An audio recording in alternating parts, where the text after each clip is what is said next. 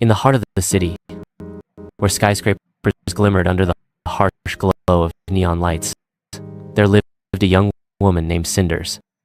The streets buzzed with a constant rhythm of life, an unrelenting pulse of cars, chatter, and the occasional screech of a subway train. Yet she lived in the shadow of it all. Cinders worked as a barista at Grind, a trendy coffee shop tucked between two buildings that had once been historical landmarks, but were now lost in the sea of the city's relentless gentrification. She wasn't glamorous or well-known, but she was known to everyone who frequented the shop for her quiet, patient demeanor and her uncanny ability to craft the perfect cup of coffee. Her world, however, wasn't so warm. She lived with her stepmother, Margot, insufferably entitled women who wore their privilege like a badge of honor. Margot was a self-styled influencer, constantly posting pictures of herself, lounging in overpriced cafes, while making passive-aggressive posts about Cinders' lack of motivation. Shelby and Brittany were busy with their Instagram personas too, posting selfies. Cinders allowed herself the fantasy. What would it be like to wear something beautiful, to escape the drudgery, to feel special, even if just for a night? She typed a quick, hesitant RSVP, her thumb hovering over the send button. Just then, Margot's voice rang out from the hallway. Cinders, are you seriously on your phone right now? I've got an influencer meeting in 10 minutes. You better have dinner ready when I get back. Cinders quickly tucked the phone away. The moment was gone. The night of the gala arrived. Margot and the girls had dressed up in overpriced gowns, their faces painted with layers of makeup and smug smiles. They were already planning their Instagram stories, posing in front of the door like they were ready to conquer the city. Cinders stood in the hallway, her heart pounding, her plain dress hanging loosely on her thin frame. She watched them leave, the sound of their laughter fading as they disappeared into the night. She stood there in silence for a long moment, the apartment cold and empty. The thought of staying in, alone again, gnawed at her, but she couldn't shake the desire to go. The rumble of an engine outside pulled her out of her thoughts. A sleek black car had pulled up to the curb, its tinted windows shimmering in the streetlight. The door opened, and out stepped a figure in a sharp suit, his face half hidden by a pair of aviator glasses. It was Evan the Maven's charismatic leader, a tech mogul who had practically built the city's social media empire from the ground up. No one could miss him. His mere presence sent ripples through the city's elite. He was scanning the street when his eyes met hers, and for a second, time seemed to still.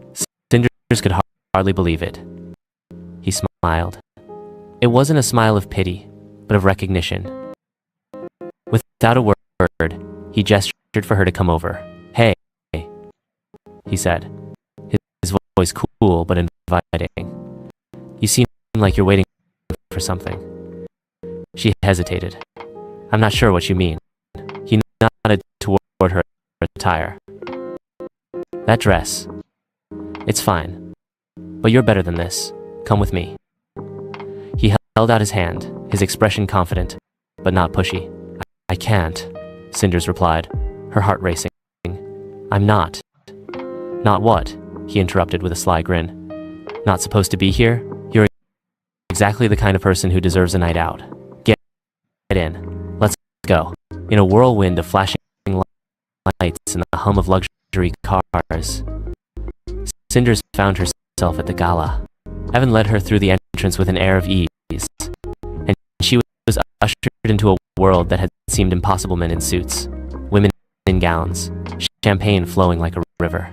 But Evan didn't leave her to wander alone. He introduced her to the right people, showed her the ropes of this glittering world that seemed so far beyond her reach. It was exhilarating. The hours blurred by in a haze of laughter, music, and conversations that felt weightless. Cinders felt the weight of her old life lifting as she moved among the city's elite, suddenly able to speak with authority, her voice no longer a whisper in the background. But in all the glamour, There was one person who never left her side, Evan. As midnight approached, the inevitable happened. Her phone buzzed. It was a message from Margot. "Where the hell are you?" Evan glanced at her phone. "Who's this?" he asked. She sighed, her chest tightening. "My stepfamily. I was supposed to stay home tonight.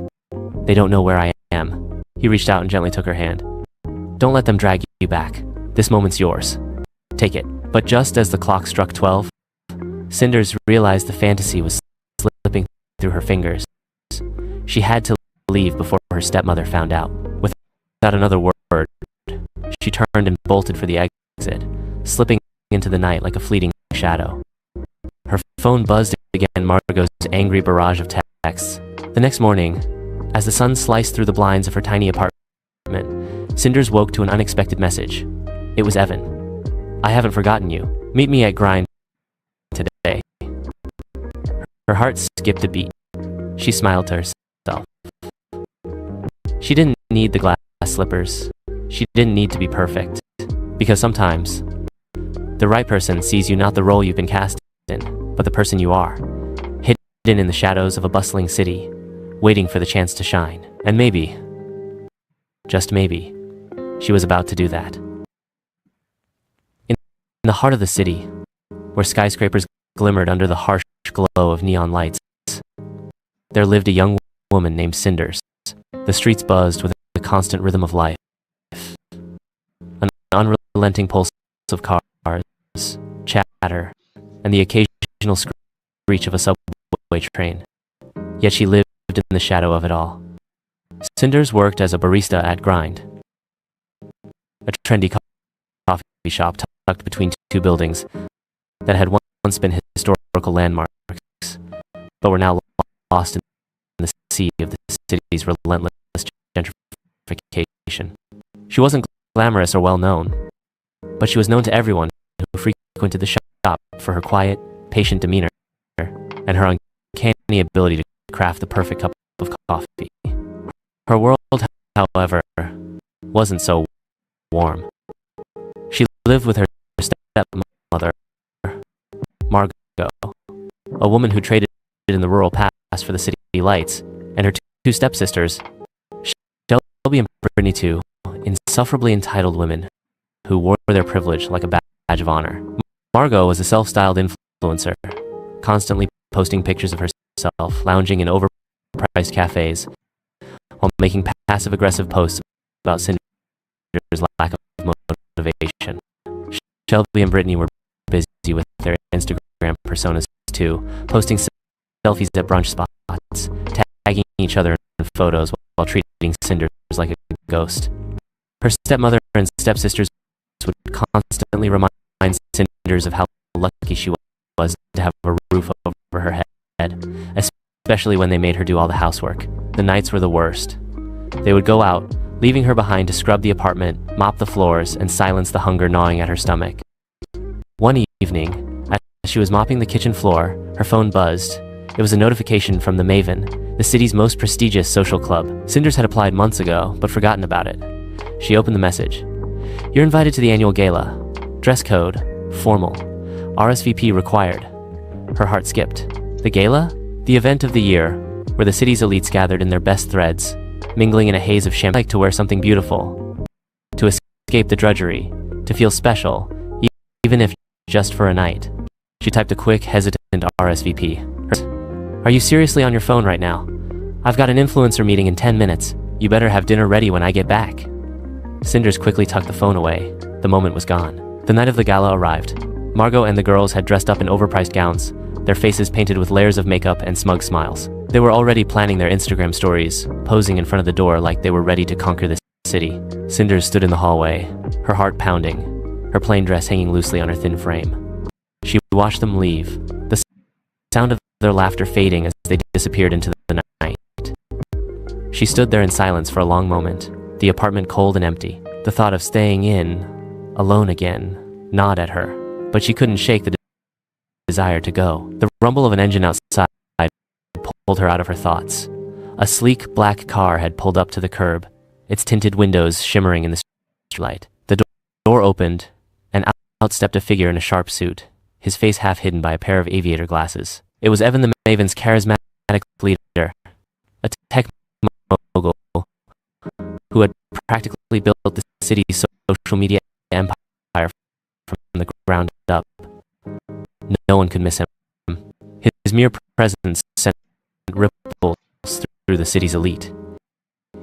He was scanning the street when his Have you ever wondered how a man so strong, who single-handedly defeated armies, was ultimately brought down by a woman? Cinders could hardly believe Samson, it. the strongest man in the Bible, met his downfall at the hands of Delilah. But what led this woman to betray him? Greed, fear, or something even darker? Today, we will uncover the layers of this betrayal and understand how Israel's greatest hero fell, not in battle, but by choice. What really happened? Stay until the end and discover the truth behind one of the Bible's most tragic stories.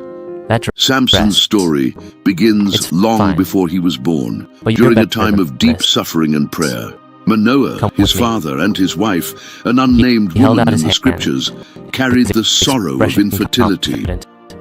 In that era, childlessness was seen as a curse, and there was no greater desire for a couple than to have an heir. Manoah and his wife's fervent prayers seemed unanswered, until one day something extraordinary happened. The angel of the Lord appeared to Manoah's wife while she was alone and announced that she would conceive a child despite her barrenness. This child was to be a Nazarite, consecrated to God from the womb until the day of his death. Moreover, he was given a divine mission to be Israel's deliverer, a man chosen to free his people from the oppression of the Philistines, who controlled much of Israel's land at that time. This announcement was more than just good news. It was a supernatural event that marked the beginning of a much greater divine plan. Samson was not merely the long-awaited son of his parents. He was God's promise for the redemption of his people. His mother was given specific instructions on how to care for him. She was not to drink wine or eat anything unclean, and most importantly, the boy's hair was never to be cut. The Nazirite vow was a symbol of holiness, a separation for God, and this consecration was the key to the divine strength Samson would carry throughout his life. Each strand of hair that grew on his head represented a direct connection with God, and as long as he remained faithful to this vow, God's strength would stay with him. Samson grew up with the awareness that his life was not his own, that he was unlike other children. While his friends played freely, he knew his mission was far greater. The rules and vows he had to follow were not just religious traditions, but signs of his dedication to a divine purpose. The strength he possessed was not of his own making. It was a direct gift from God, placing him in a unique position. He was not just a strong man, he was a man chosen to deliver a nation, but growing up with such a great purpose also came with challenges. Samson soon realized that although he was immense, powerful, and gifted with extraordinary abilities, he was not free from human temptations. His journey would not be without failure, and in moments of weakness, he would give in to his own desires. The first sign of this came in his choice of a Philistine wife, which greatly troubled his parents. This was a reflection of Samson's inner struggle between his calling and his personal desires. He was drawn to this woman, despite knowing that she was not part of God's plan for his life. When Samson, still young, approached his future Philistine wife, his parents were reluctant, knowing that such a union would not bring blessings to Israel. However, Samson was determined and declared that this marriage would be an opportunity for him to begin his fight against the Philistines, as God had destined. This decision revealed an aspect of his personality. He was focused on his mission, yet he often made impulsive choices that over time would prove disastrous. Samson then began his journey of heroic deeds. He defeated formidable enemies and brought overwhelming victories to Israel. But what made him special was not just his physical strength. It was the presence of God in his life. In one of his most Iconic battles, Samson single-handedly killed a lion with his bare hands, a feat impossible for any ordinary man. Later, in another memorable battle, Samson's divine strength was evident once again, but this time he used an unusual weapon, the jawbone of a donkey. The scene was set on a plain where 1,000 Philistines stood ready to fight him, confident. In their numerical advantage, the Philistines surrounded Samson, believing they could easily defeat him. But what they didn't know was that Samson was not fighting alone. Though the field was filled with heavily armed enemies, Samson, with his incredible strength, picked up the discarded jawbone of a donkey. This improvised weapon, seemingly weak, became a lethal tool in the hands of a man empowered by divine strength. Samson wielded the jawbone like a club, striking down Philistine after Philistine. He didn't just defeat them, he crushed them, like an unstoppable warrior driven by a force beyond the physical. However, the Philistines were beginning to realize that Samson was not just a legend, he was a real threat to their rule. And at any moment, they could take drastic measures to neutralize him. It was in this growing tension that Delilah entered Samson's life, turning his story into something even more tragic. Posting pictures of herself, lounging in overpriced cafes, while making passive-aggressive posts about Cinders' lack of motivation. The story of Samson and Delilah begins with their Instagram personas too, posting selfies at brunch spots, tagging each other in photos while treating Cinders like a ghost. Her stepmother and stepsister have a roof over her and head. Extraordinary feats made him a legendary figure, and he was revered by his people.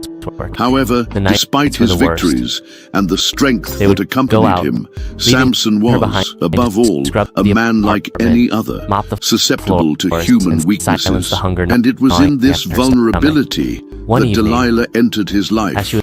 Delilah was not just a woman of breathtaking beauty. She was someone with a clear objective, someone who had been chosen either by her. She lived in the valley of Sorek, a region situated between Israel and Philistine territories, placing her in a strategic position close to Samson's enemies. Her life was intertwined with the Philistines, and she knew that if she succeeded in bringing down Israel's strongest man, she would gain not only financial rewards, but also security and power. Delilah was approached by the Philistine leaders, who were desperate to uncover the secret of Samson's strength. They knew that the only way to defeat him was to find the source of his power. Through an agreement, Delilah accepted the mission of discovering Samson's secret, and through several attempts, she gradually got closer to him with a cunning that few could detect.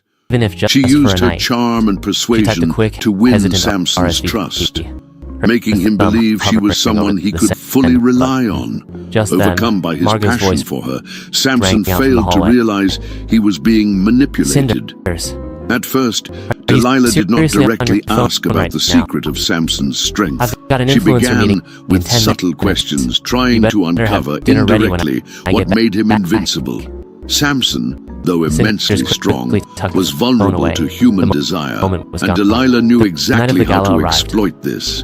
It was when she started using her femininity and emotions to manipulate Samson that the game truly began.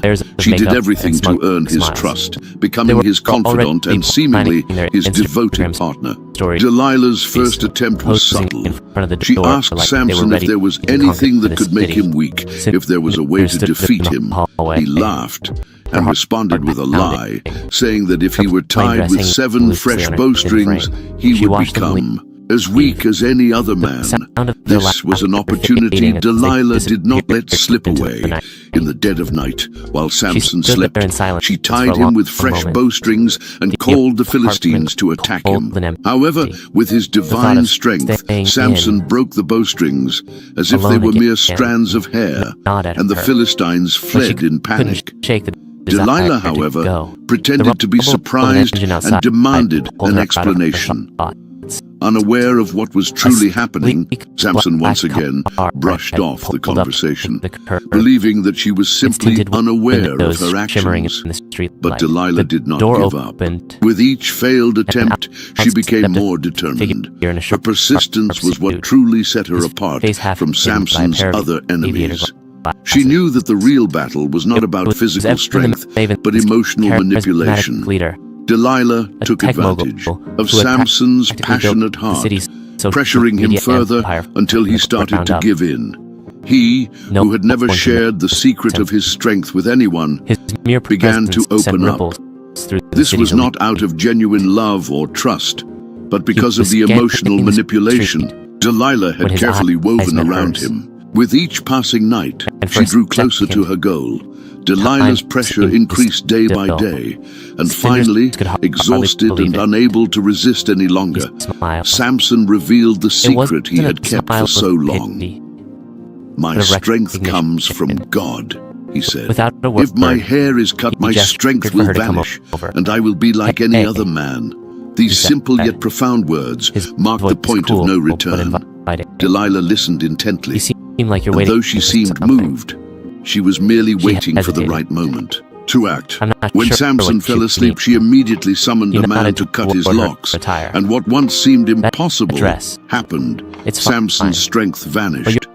Now that she knew Samson's secret, Delilah made the decision that would change the course of her life and the history of Israel. With the revelation of Samson's divine strength, she did not hesitate to act.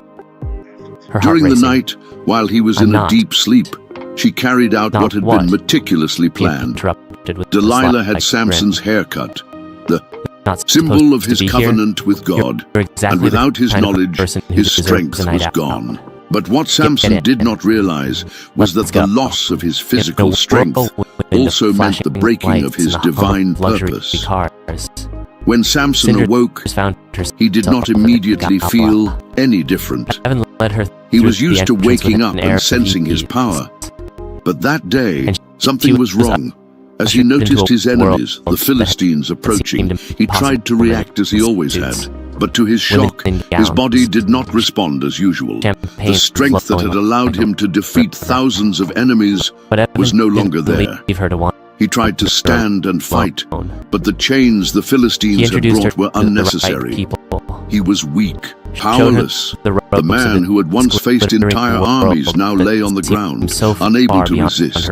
His confidence in his own physical strength had been his greatest downfall. The Philistines, seeing Samson's vulnerability, advanced without hesitation. They captured him with ease and took him to Gaza, the Philistine city, where he was humiliated and ridiculed. The man who had once torn down the city gates was now being used as a spectacle for the entertainment of his enemies. They gouged out his eyes, a cruel and symbolic act, ensuring that he would never see the light of day again. But the humiliation did not stop there. He was forced to work at a grinding mill like a slave. The man who had once dominated battles was now reduced to an object of mockery, pushing a heavy stone day after day. Samson's fall was not just physical, it was emotional and spiritual. He had been chosen by God for a great purpose, yet now he was blind and captive, humiliated by those he had defeated so many times. But while in captivity, but from the presence of God, he had failed. But God had not abandoned his people. Even in his humiliation, Samson found an opportunity for spiritual renewal. Over time, his hair began to grow again, a sign that the covenant between him and God could still be restored. The growth of his hair symbolized not just the return of his physical strength, but also the possibility of returning to his divine purpose. Blind and weak, Samson began to understand the true meaning of his life and mission. He now knew that his great feats were not merely acts of human strength, but demonstrations of God's power. The key to his true strength had always been his faithfulness to God. And now, at his lowest point, he was ready to surrender to God in a way he never had before. Meet me at While Samson remained a captive, humiliated in Gaza, the Philistines were celebrating their victory over Israel's hero. They organized a grand festival in the temple of Dagon, their god, to showcase the downfall of the enemy they had once feared so greatly. The temple was filled with Philistines, leaders, soldiers, and civilians, all rejoicing in their triumph. Samson's humiliation was the highlight of their celebration, a way to mock everything he had stood for. The people cheered, toasting and dancing in victory, while Samson, blind and shackled, was led among the Philistines like a trophy, guided by a young servant.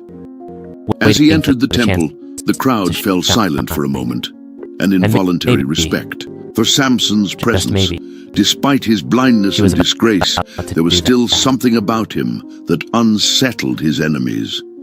When he was positioned between the temple's two main pillars, Samson ran his fingers over the cold stone, feeling the cracks and imperfections in the columns. He knew what needed to be done. It was no longer about revenge or rage. It was about fulfilling the purpose for which God had called him. There, before his enemies, and in the face of his imminent death, Samson fully remembered who he was and the role he was meant to play. What followed was one of the most dramatic moments in the Bible. Samson, physically weak but now filled with renewed faith and determination, prayed to God in a different way. He was no longer asking for victory out of pride or arrogance. His prayer was a cry of repentance, a sincere plea for divine strength. Sovereign Lord, remember me. Please, God, strengthen me just once more. He knew his life was nearing its end, but he also knew that even in his weakness, God could use him for something great. This moment marked Samson's spiritual transformation from a man arrogant and reliant on his own strength to one who now depended completely on God. With his feet firmly planted on the ground and his hands gripping the columns, Samson felt the energy he thought he had lost. It was as if the weakened muscles in his body were being filled with a supernatural force. With one final effort, he pushed against the columns. At first, they resisted, but then small cracks began to form in the stone. The crowd, which had been laughing and mocking him moments before, fell silent as they felt the ground begin to tremble. The columns started to give way, and the entire temple began to collapse. With a final cry, Samson used all his strength to bring down the columns, causing the temple to crash down upon the heads of his enemies. The sound of the collapse was like thunder, and the earth shook beneath the Philistines' feet. The temple fell, killing not only the Philistine leaders, but also thousands of soldiers and civilians who had gathered for the festival. Samson's final act was one of sacrifice, a complete surrender of himself, and he did it for a greater purpose. In his death, he fulfilled God's calling to deliver Israel, even if it was in a tragic and sacrificial way. Samson's sacrifice was an act of redemption. Though he had failed many times throughout his life, his death brought victory to Israel. By giving his life to destroy the Philistines, Samson fulfilled his final mission, and his sacrifice became a symbol of God's strength, a strength that can turn even moments of greatest weakness into something extraordinary. Though the strongest man in the Bible had fallen, he rose again in spirit, and his downfall became a victory for his people. After Samson's death, Israel experienced a temporary victory over their Philistine oppressors, but his legacy was not just in the battles he won or the final sacrifice he made.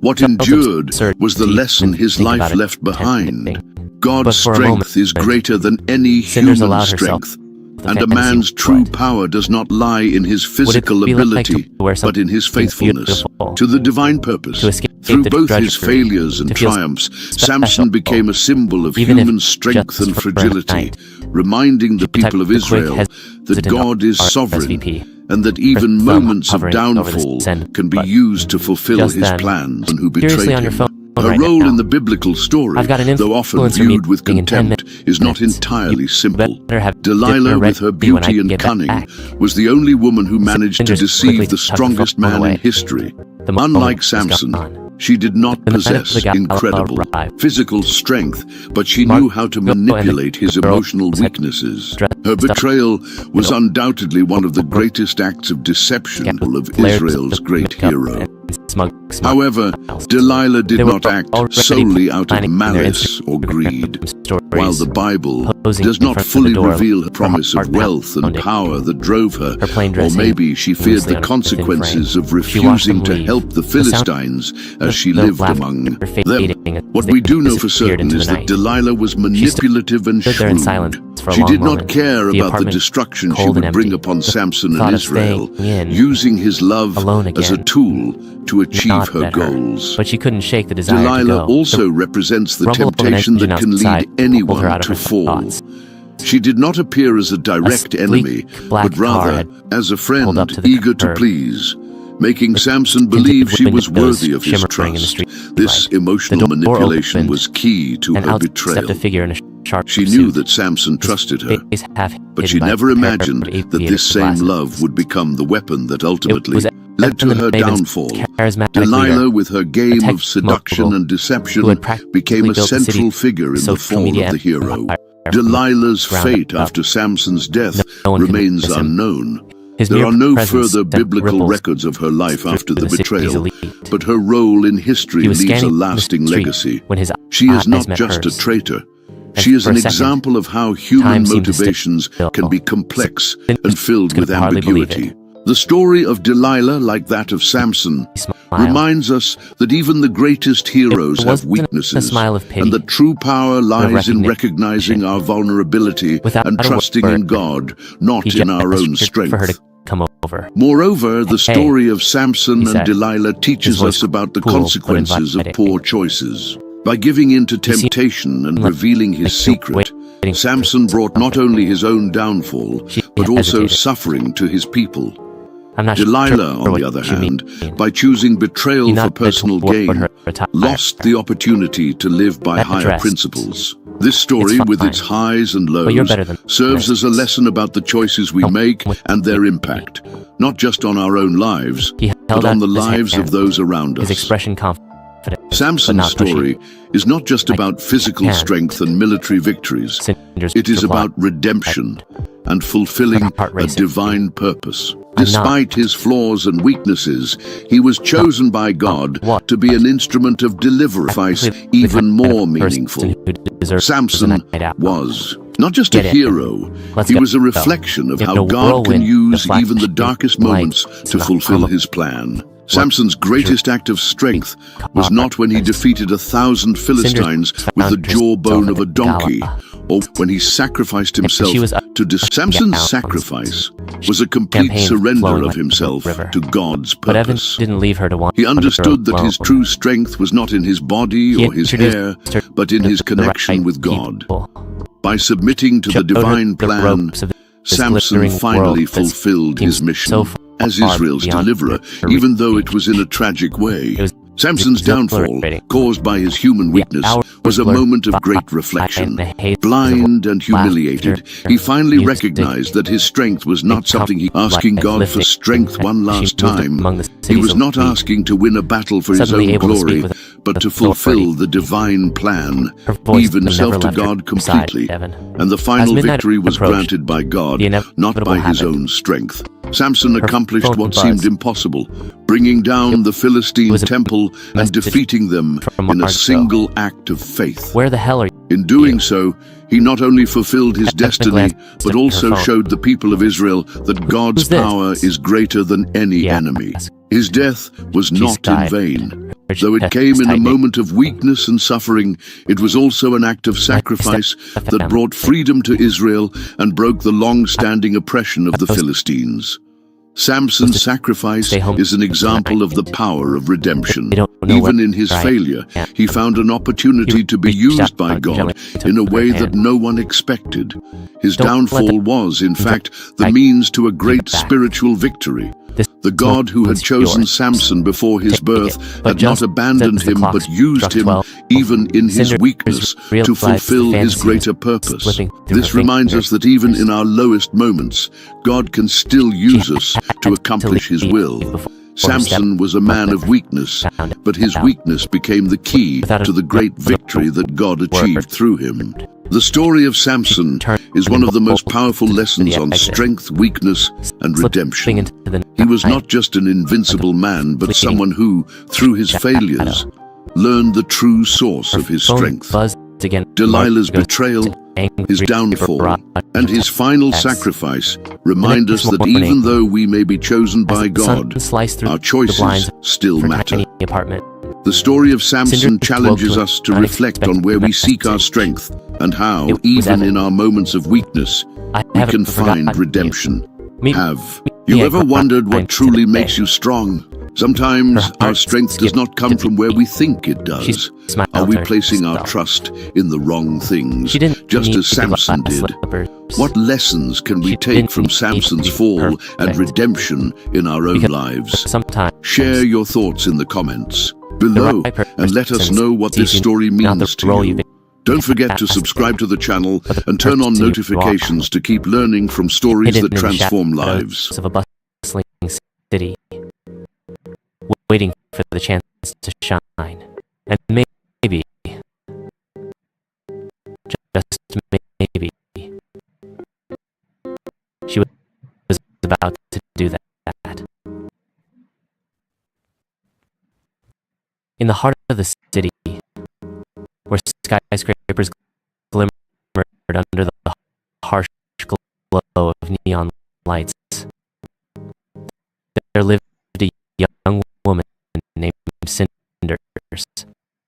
The streets buzzed with the constant rhythm of life, an unrelenting pulse of cars, chatter, and the occasional screech of a subway train. Yet she lived in the shadow of it all. Cinders worked as a barista at Grind, a trendy coffee shop tucked between two buildings that had once been historical landmarks, but were now lost in the sea of the city's relentless gentrification. She wasn't glamorous or well-known, but she was known to everyone who frequented the shop for her quiet, patient demeanor and her uncanny ability to craft the perfect cup of coffee.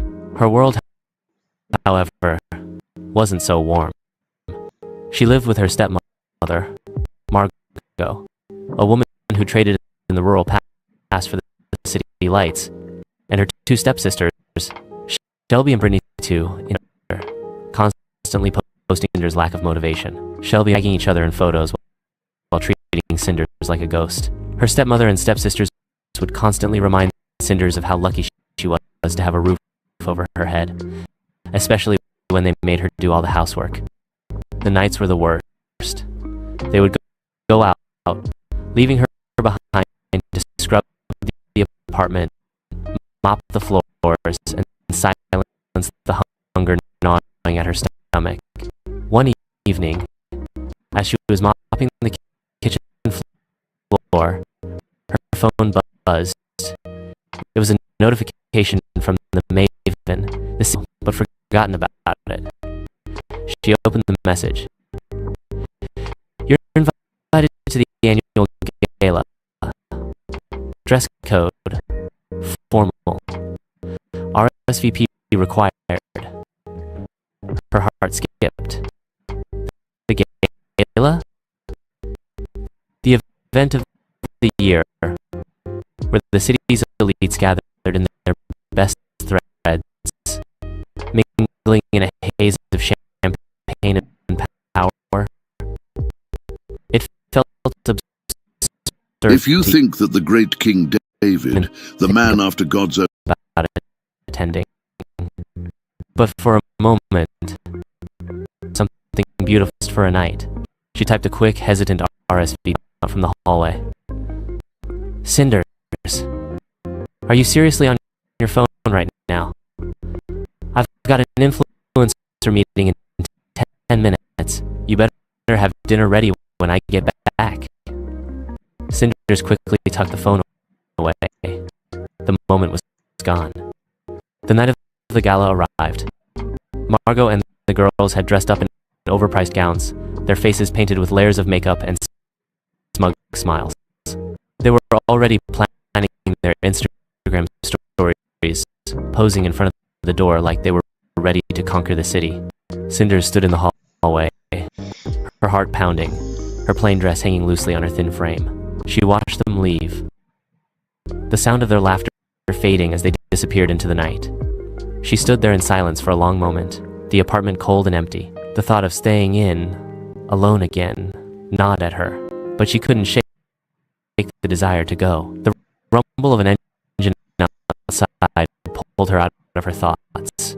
A sleek black car had pulled up to the curb. Its dude, his face half hidden by a pair of aviator glasses.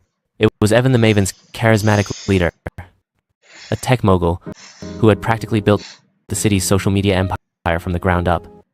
No one could miss him. His mere presence sent ripples through the city's elite. He was scanning the street when his eyes met hers, and for a second, time seemed to still. Cinders could hardly believe it. He smiled. It wasn't a smile of pity, but of recognition. Without a word, he gestured for her to come over. "Hey," he said, his voice cool but inviting. "You seem like you're waiting for something." She hesitated. "I'm not sure what you mean." He nodded toward her attire. "That dress. It's fine, but you're better than this. Come with me." He held out his hand, his expression confident, but not pushy. "I can't," Cinders replied, her heart racing. "I'm not." "Not what?" he interrupted with a sly grin. "Not supposed to be here? You're exactly the kind of person who deserves a night out. Get in." Let herself at the gala. Evan led her through the entrance with an air of ease, and she was ushered into a world that had seemed impossible. Men in suits, women in gowns, champagne flowing like a river. But Evan didn't leave her to wander alone. He introduced her to the right people, showed her the ropes of this glittering world that seemed so far beyond her reach. It was exhilarating. The hours blurred by in a haze of laughter, music, and conversations that felt weightless. Cinders felt the weight of her old life lifting as she moved among the city's elite, suddenly able to speak with authority. Her voice no longer a whisper in the background, but in all the glamour, there was one person who never left her side, Evan. As midnight approached, the inevitable happened. Her phone buzzed. It was a message from Margot. "Where the hell are you?" Evan glanced at her phone. "Who's this?" he asked. She sighed, her chest tightening. "My stepfamily. I was supposed to stay home tonight. They don't know where I am." He reached out and gently took her hand. Don't let them drag you back. This moment's yours. Take it." But just found out, without another word, into the night like a fleeting barrage of texts. The next morning, as the sun sliced through the blinds of her tiny apartment, Cinders woke to an unexpected message. Skipped a beat. She smiled to herself. She didn't need the glass slippers. She didn't need to be perfect, but the person you are, hidden in the shadows of a bustling city, waiting for the chance to shine. And maybe, just maybe, she was about to do that. In the heart of the city, where skyscrapers glimmered under the harsh glow of neon lights, there lived a young woman named Cinders. The streets buzzed with the constant rhythm of life, an unrelenting pulse of cars, chatter, and the occasional screech of a subway train. Yet she lived in the shadow of it all. Cinders worked as a barista at Grind, a trendy coffee shop tucked between two buildings that had once been historical landmarks, but were now lost in the sea of the city's relentless gentrification. She wasn't glamorous or well-known, but she was known to everyone who frequented the shop for her quiet, patient demeanor and her uncanny ability to craft the perfect cup of coffee. Her world, however, wasn't so warm. She lived with her stepmother, Margot, a woman who traded in the rural past for the city lights, and her two stepsisters, Shelby and Brittany, two insufferably entitled women who wore their privilege like a badge of honor. Margot was a self-styled influencer, constantly posting pictures of herself lounging in overpriced cafes while making passive-aggressive posts about Cinders' lack of motivation. Shelby and Brittany were in photos while treating Cinders like a ghost. Was someone immaculate and free from mistakes, you are completely mistaken. David, the shepherd who became king, the one who defeated giants and united Israel, also committed grave sins that would leave deep marks on his life. These wrongs. David became involved in a plot that would bring devastating consequences. And although he repented and was forgiven by God, the prophecy surrounding him was relentless. The sword would never depart from his house. The tragedies that followed did not only destroy the heart of a father, but devastated his family and his household forever. Get ready to discover the dark and tragic story of David's house. So, I already asked you to like, subscribe to the channel, and let's dive into the video. RSVP required. Her heart skipped. The gala? The event of the year, where the city's elites gathered in their best threads, mingling in a haze of champagne and power. It felt absurd to even think about attending, but for a moment, Cinders allowed herself the fantasy. What would it be like to wear something beautiful, to escape the drudgery, to feel special, even if just for a night? She typed a quick, hesitant RSVP, her thumb hovering over the send button. Just then, Margot's voice rang out from the hallway. Cinders, are you The story of David's sin with Bathsheba begins during a time of apparent peace in the kingdom of Israel, but it quickly becomes one of the most tragic and significant narratives of Scripture. In the second book of Samuel 11, David, the great king of Israel, chooses to remain in Jerusalem while his army, led by Joab, is at war with the Ammonites. This unusual decision already signals a disconnection from his leadership and his role as the protector of Israel.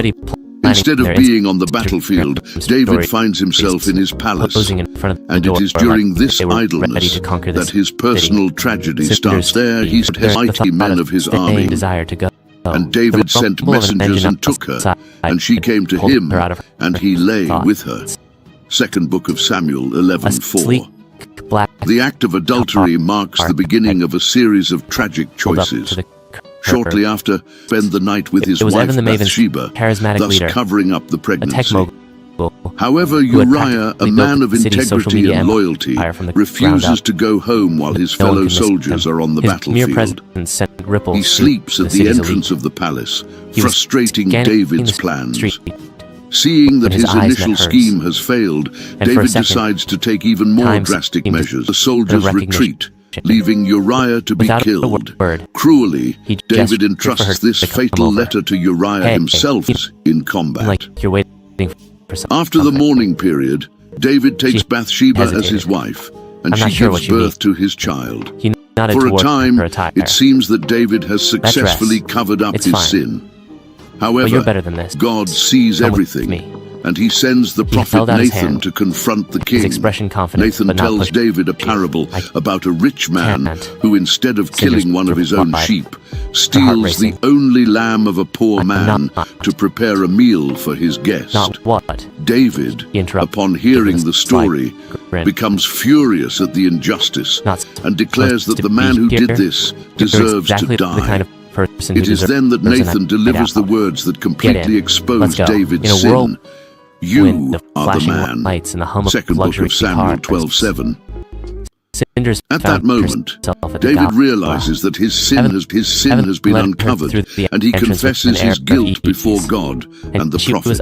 After the prophet Nathan's confrontation, David is forced to face the gravity of his sin.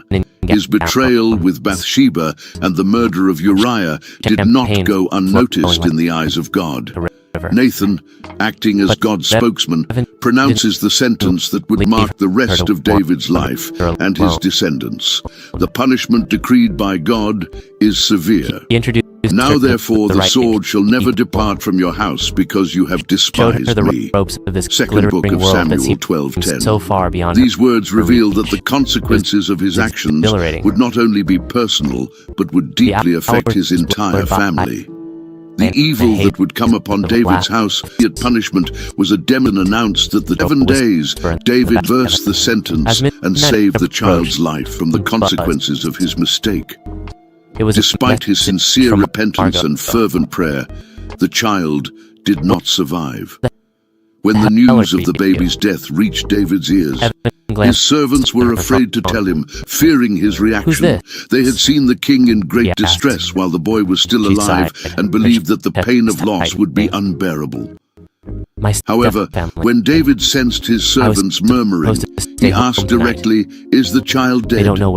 Upon receiving confirmation, he got up, washed his face, changed his clothes, and worshipped the Lord. This behavior surprised his servants, who questioned David about why he fasted while the child was alive, but got up and ate after the child's death and wept. For I said, "Who knows? The Lord may be gracious to me, and her phone buzzed again. Margot's angry the child may live.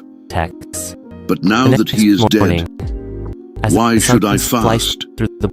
Can I bring him back again? I will go to him, but he will not return to me." Second book of Samuel 12:22-23. The death of Bathsheba's son marks the beginning of a series of tragedies in David's house. The sword promised by God began to manifest painfully, and Nathan's words would prove true in the subsequent events. The divine sentence would be fulfilled through wars, family conflicts, murders, and rebellions, proving that David's sin had a devastating impact not only on his personal life, but on his entire lineage. Although David was forgiven by God, the consequences of his actions echoed through generations, highlighting the seriousness of sin and divine justice. The tragedy that unfolds between Amnon and Tamar is one of the first disasters to fall upon David's house, fulfilling the prophecy that the sword would never depart from his family. Amnon, David's firstborn, was the natural heir to the throne and enjoyed great prestige. However, instead of behaving honorably, he allowed himself to be consumed by an incestuous and unhealthy desire for his half-sister Tamar, a young virgin of great beauty and kindness. Driven by this sinful passion, Amnon devised a plan to get close to Tamar. He pretended to be gravely ill, and when his father David came to visit him, he asked that Tamar be sent to prepare food for him in his room, claiming that her presence would comfort him. Suspecting nothing, David granted the request, and Tamar, innocent and obedient, went to Amnon's house. There she prepared the meal for him, but when she tried to serve him, Amnon told her to enter his bedroom, where he was lying down. Once they were alone, he revealed his dark intentions.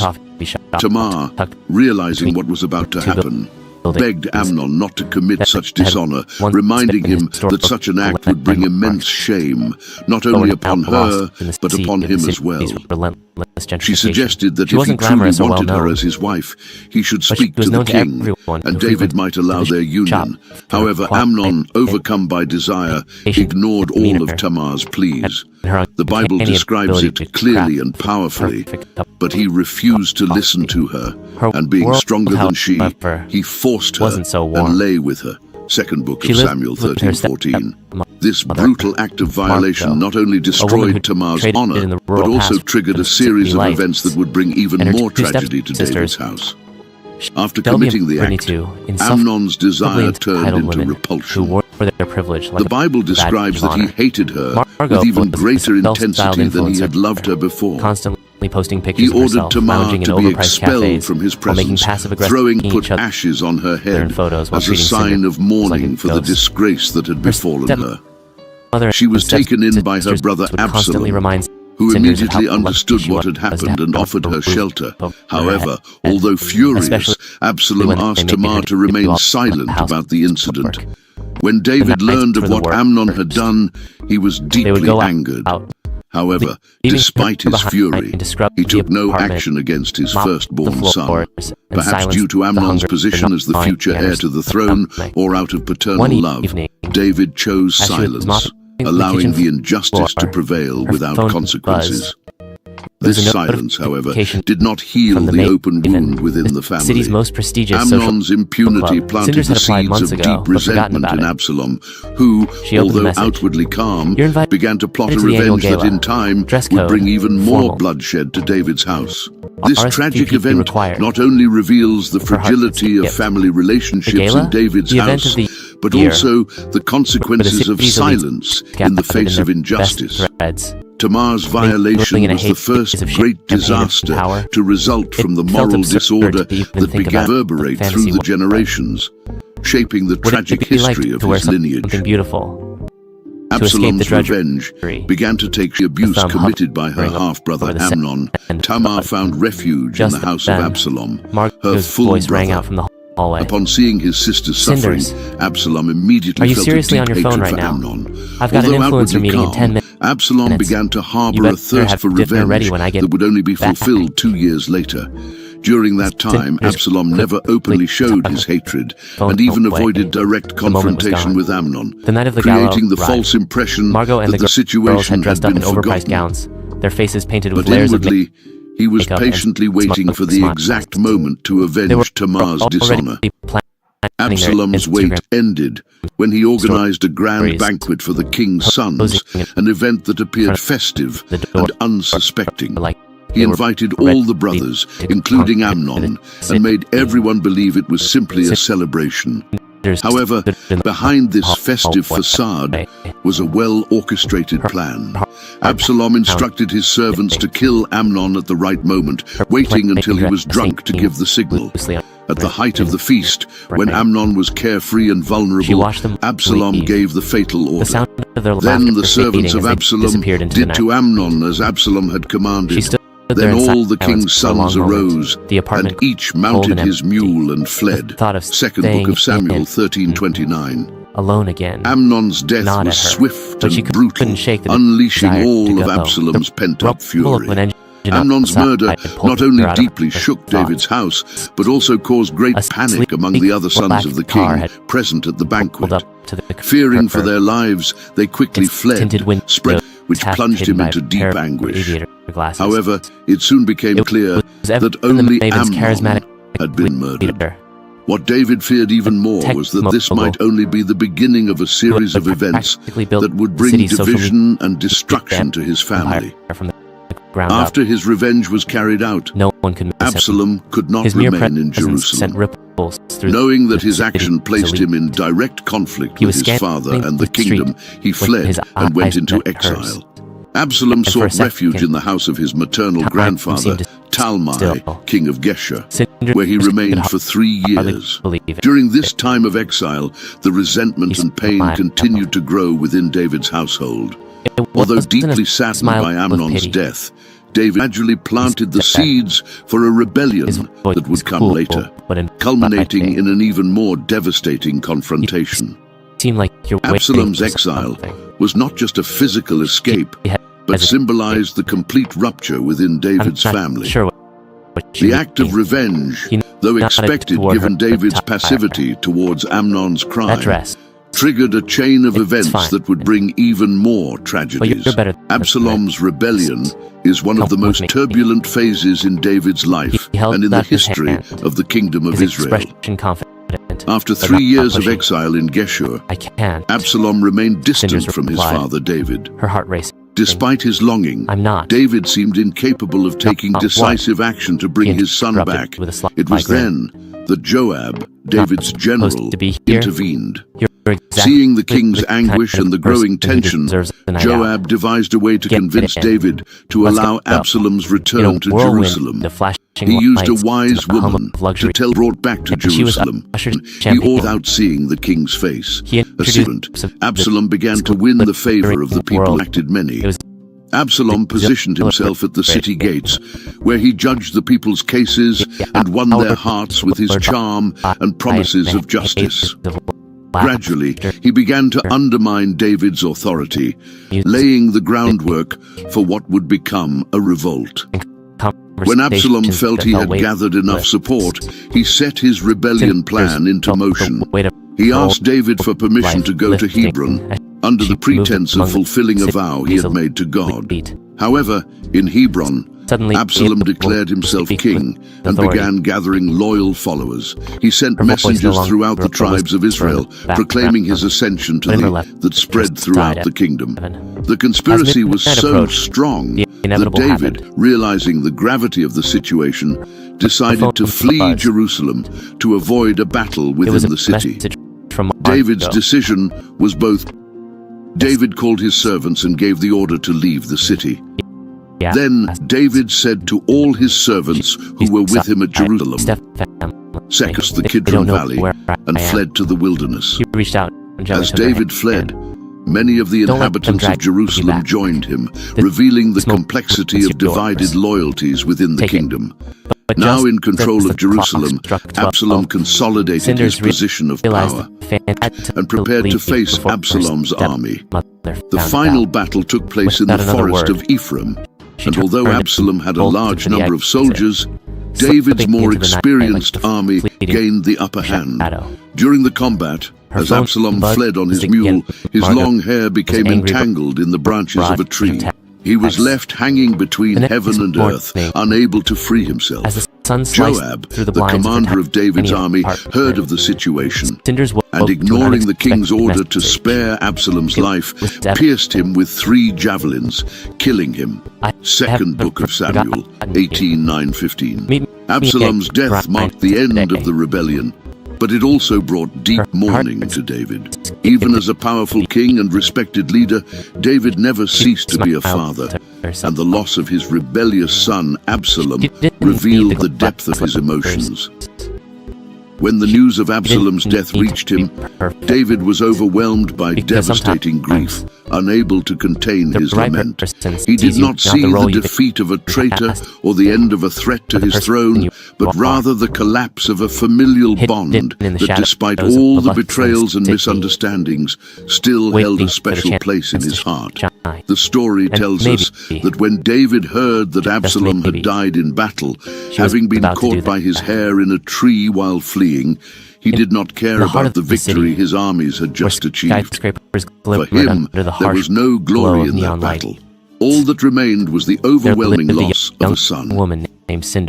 In the midst of his mourning, his words echoed with a timeless intensity. "Oh, my son Absalom, my son Absalom, would I had died instead of you, O Absalom, my son." Second Book of Samuel, 18:33. These words reveal the heart of a father who, despite everything Absalom had done, from betraying his government to attempting to seize the throne by force, wished he could have traded places with him. David would have preferred to die rather than see his son lose his life in such a tragic and dishonorable manner. relentless David's lament justification. is a deeply She wasn't human glamorous representation of the or well complexity known, of paternal love. but she was Even known when to Absalom everyone turned who against him, frequented the shop conspiring to for quiet take the kingdom and forcing him to patient flee meaning from Jerusalem, and her David never uncanny stopped ability loving his to son. craft the perfect The conflict cup of between coffee. David's position as king and world, his role as a however, father is wasn't evident. so He knew warm. that Absalom needed to be punished for his He lived rebellion, with but her the heart of a stepmother, father cries out for mercy and Margot, reconciliation. a woman who With traded in Absalom's the rural death, past for the kingdom of city Israel lights. experienced a And her period two of relative stepsisters, peace, but also Shelby and uncertainty Brittany too, regarding the succession insufferably to the throne. entitled women who Adonijah, wore their David's privilege fourth like a son, badge saw of an honor. opportunity in this Margot was a uncertainty. self-styled He was the eldest of David's surviving sons, and in his eyes, posting the pictures natural of heir herself to the lounging throne. in overpriced However, the king had cafes already promised the while throne making to another of his passive-aggressive sons, posts Solomon, about Cinders' the lack son he of had with motivation. Bathsheba.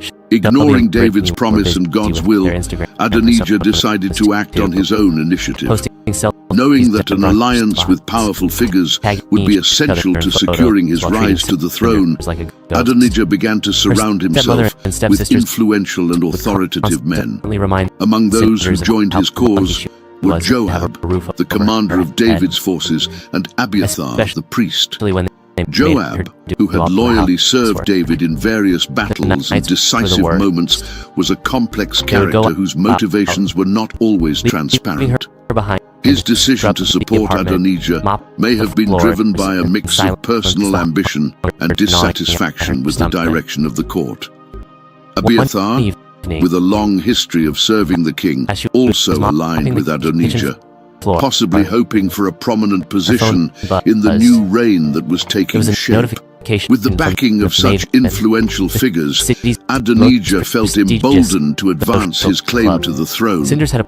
He applied organized a months ago, grand ceremony but to proclaim forgotten about himself king, carefully choosing the location and the guests message. to avoid opposition. You're invited The to the annual event took place gala. at enrogel intervention from David or his allies. The gala, Adonijah invited all the his event of the brothers, year, except Solomon, where the city's elites and gathered in selected their the best military leaders of Judah who threads, supported his mingling cause, in a haze of excluding champagne those and loyal to David and power. Solomon. It felt Notably, absurd he to left even out think like to wear Adonijah offered something sacrifices of beautiful sheep, oxen, to and fattened escape the calves, drudgery, a demonstration of both wealth and spiritual power. to feel Such sacrifices special. held great religious and political Even importance, if just serving as a way to for a present his night. candidacy for the throne She typed a as quick, something divinely supported. The Lord takes pleasure in those who fear him, in those who hope in his mercy. Psalm 147:11. By offering Just the then, sacrifices, Adonijah implied that God was on his side. voice The rang out presence of Joab and from the Abiathar, hall. key figures in the military and religious spheres, reinforced the legitimacy of his claim